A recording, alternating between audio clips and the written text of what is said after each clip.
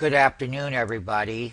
It's been a long, nice day, a very profitable one at that. What we're going to do is take the time to show you what the January effect has been.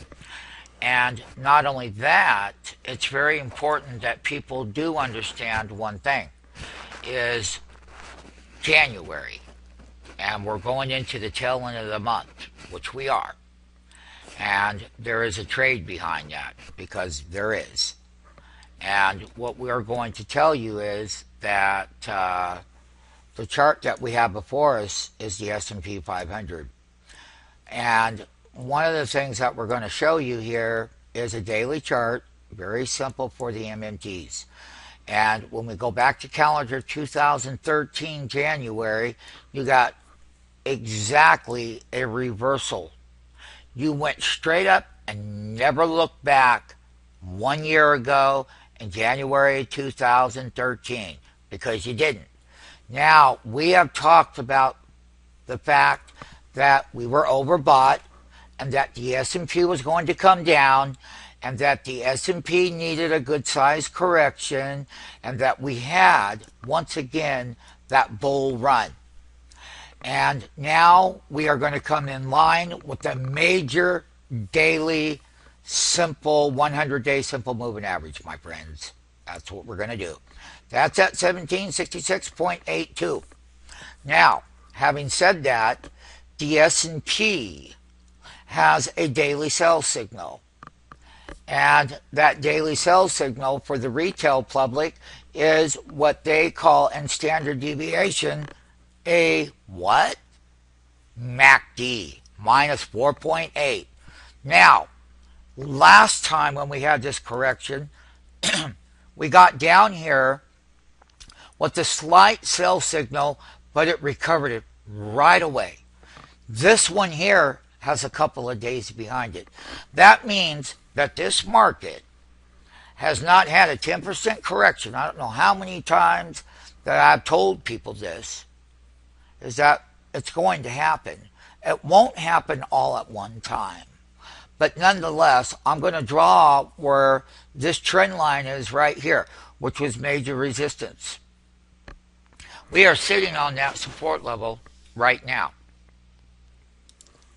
Today was the first meeting, FOMC meeting. We have a new chair lady that's taken over for Bimbanaki. And part of this volatility today was that exactly in the S&P. So I just want people to understand that we were long overdue for this correction because it's taken a long time to get the market to pull back where the buyers on the sidelines that didn't ever participate can get in. But we will tell you, if we break that 100-day simple moving average, we are going to go lower.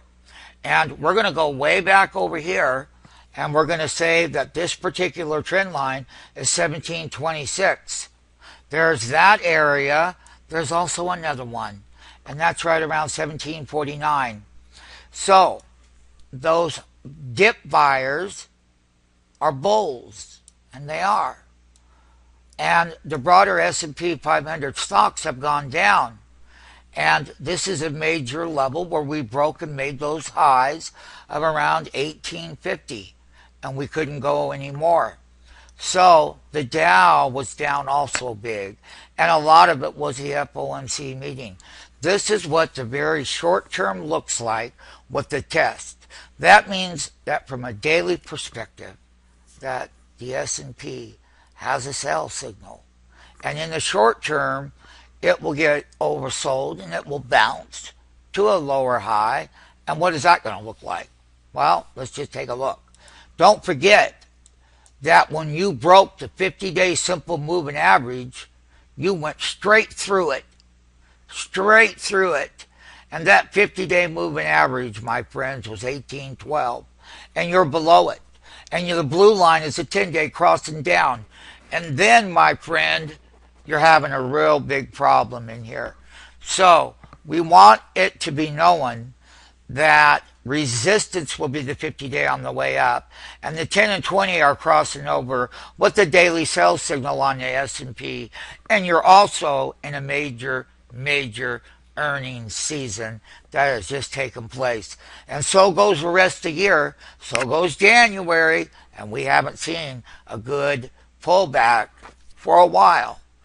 Yes, money will come off the sideline. Yes, emerging markets are doing poorly. Yes, the U.S. will be a safe place to be. Yes, there are bulls on the sideline waiting to get good entries. But guess what? Technically, in the short term, it does not look good for the S&P 500 as of 129, 2014.